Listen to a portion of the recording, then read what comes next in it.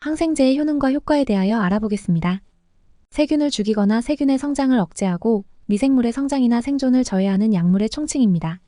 항생제는 원래 진균과 같은 미생물이 생존 경쟁의 관계에 있는 세균을 억제하기 위해 만드는 물질로 자연에서 우연히 발견되었다. 페니실린 발견 이후 인류의 삶을 크게 변화시켰지만 항생제 내성이라는 문제가 발생했다. 본래 항생제는 미생물에 의해 만들어진 물질 가운데 다른 미생물 특히 세균의 증식과 성장을 억제하는 효과가 있는 물질을 약물로서 사용하는 것만을 가리켰다.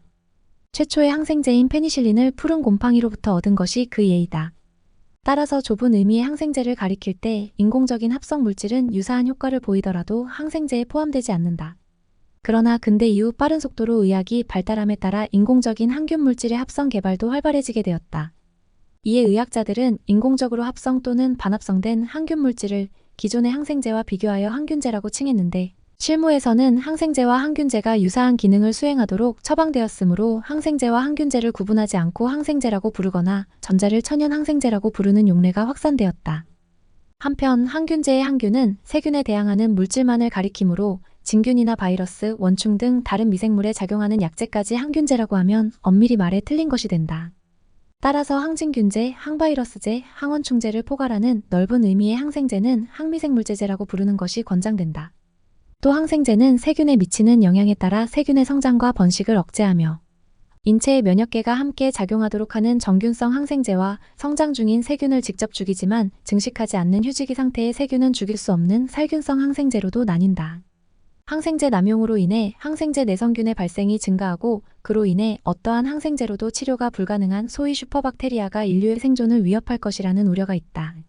실제로 항생제가 의학에 도입된 이후 새로운 내성균이 발생하고 있으며 세계보건기구도 이를 우려하고 있다. 하지만 이런 내성획득병원균은 대부분 독성이 강한 경우는 드물고 또한 만성질환자, 장기간 병원에 입원한 노인이나 면역결핍증 같은 환자들의 문제가 되지 정상적인 사람에겐 큰 문제를 일으키지 않는다. 슈퍼박테리아는 어떠한 항생제를 사용해도 죽지 않는 세균을 뜻한다.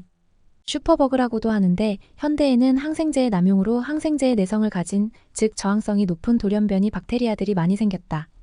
페니실린이라는 희대의 명약과 그에 이은 수많은 항생제들이 생겨나서 대부분의 세균이 쉽게 퇴치될 것 같았지만 현대에 들어서는 저 페니실린이라는 놈의 내성을 가진 놈들이 너무 많이 생겨 잘 쓰이진 않는다. 항생제가 크게 보급된 이후 각국의 항생제 남용으로 인해 페니실린뿐만 아니라 그것의 아들 손잡벌의 메티실린, 방코마이신 등등의 항생제들에도 죄다 면역이 생기는 경우가 많다. 일명 최후의 항생제라는 방코마이신도 씹어버리는 저항성 황색포도상구균까지 나타났으니 슈퍼박테리아라는 이름이 괜히 붙은 것은 아닐 듯하다. 거기다가 항생제를 양분 삼아 살아가는 해괴한 변종도 있다. 슈퍼박테리아는 항생제를 지속적으로 사용함으로써 치료를 하는 것이 보통이나 주로 병원에서 감염이 이루어지는 탓에 면역체계가 약한 환자의 경우 폐혈증 및 다발성 장기부전으로 사망하는 정도가 크기에 예방에 각별히 주의해야 한다. 물론 생물의 역량이라는 건 한정적일 수밖에 없고 이걸 항생제 방어력으로 돌린다는 건 무언가를 등가교환했다는 뜻이기 때문에 항생제가 없는 평범한 환경에서는 다른 세균에게 경쟁해서 밀려 면역체계가 건강한 사람에게는 큰 위협이 못 된다. 하지만 어쩔 수 없이 항생제를 들이부을 수밖에 없는 중환자한테는 치명적이라는 점은 무시할 수 없어서 항생제 대신 쓸 수 있도록 박테리오파지 같은 걸 사용하는 방법이 연구되는 중이다. 일부 돌팔이들은 이를 근거로 항생제는 무조건 나쁨으로 절대 쓰면 안 된다라는 식의 주장을 하는데 불필요한 항생제 사용은 지양해야 한다라고 받아들여야지 비전문가들이 유사과학을 들이대는 걸 그대로 믿으면 안 된다. 무엇이든지 적당한 게 중요한 것이다. 사망 위험성이 있는 심각한 세균 질환, 대표적으로 세균성 폐렴이나 신우신염과 같은 경우에는 초기에는 주사제로 조금 호전이 된다면 복용약물로 변경하는 경우가 있다. 이때 세균의 종류와 감수성을 확인하기 위해 혈액에서 세균 배양을 하지만 이것이 꽤나 시간이 걸리는 관계로 경험적 항생제를 사용한다. 감염 부위, 증상 양상에 따라 가장 치료 확률이 높은 약물을 먼저 사용하고 며칠 보면서 증상이 가라앉지 않는다면 2차 약물로 변경을 한다. 사실 혈액 배양은 다양한 시도에도 효과가 없을 때를 위한 보루라고 보면 된다. 세균성 감염이라면 경험적 치료로 95%는 호전되니까 의사 중 일부는 항생제의 개발과 그 사용법의 정립이 현대의학 최대의 쾌거라고 보기도 한다. 당장 항생제가 없었더라면 발생했을 대표적인 일들을 알아보겠습니다. 수술 이후 감염으로 인한 사망률 급증, 치과 발치 시 사망률 급증, 매독, 임질, 클라미디아 등 각종 세균성 성병 창궐 해결 방안 없음, 말라리아 감염으로 인한 사망률 폭증, 결핵창궐, 노인의 사망 요인 1위로 폐렴 등극, 이질, 콜레라 등 세균성 설사 창궐, 병사들의 환부 감염으로 인한 사지절단율 급증, 피부 혹은 피하 감염으로 인한 사망률 급증. 이 외에도 수도 없이 많다. 부작용 및 주의사항. 항생제는 기본적으로 박테리아에만 특이적으로 작용하므로 동물이나 식물에는 직접적인 영향이 없는 경우가 대부분이다. 허나 박테리아는 반드시 병원성 세균만 있는 게 아니기 때문에 동식물에게 유익한 박테리아도 사멸시켜 체내 작용을 저해하거나 내성균의 자연 선택을 강제하여 간접적으로는 인간을 비롯한 동물에 어떤 부정적인 영향을 끼칠 수도 있다. 몸에 유익한 균들은 항생제 민감성이 높은 반면 염증을 일으키고 만성질환의 원인인 병원균들은 상대적으로 내성이 있어 어설픈 항생제 사용이 세균 감염을 치료하기는커녕 체내 미생물의 조성을 망가뜨려 건강을 더 악화시키는 경우가 훨씬 많다.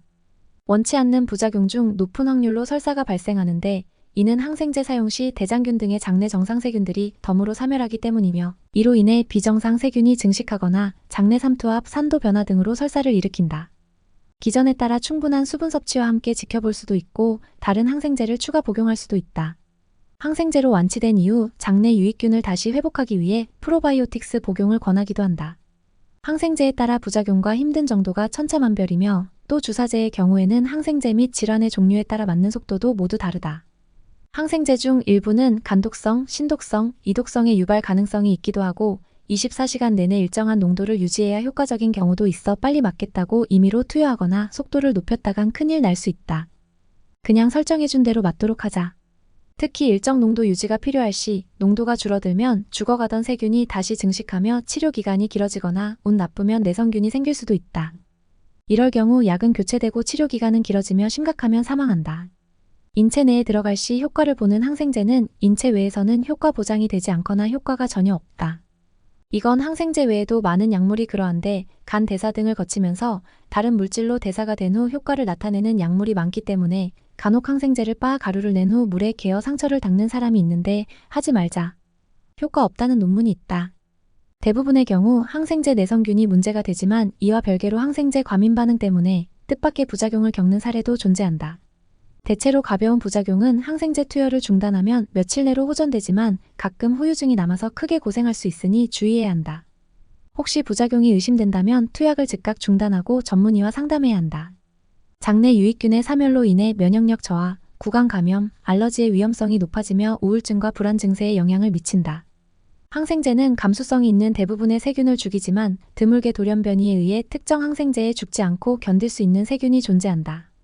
이를 그 항생제에 대한 내성이라 부르는데 문제는 항생제를 사용할수록 이런 내성균은 필연적으로 점점 많아질 수밖에 없다는 것이다.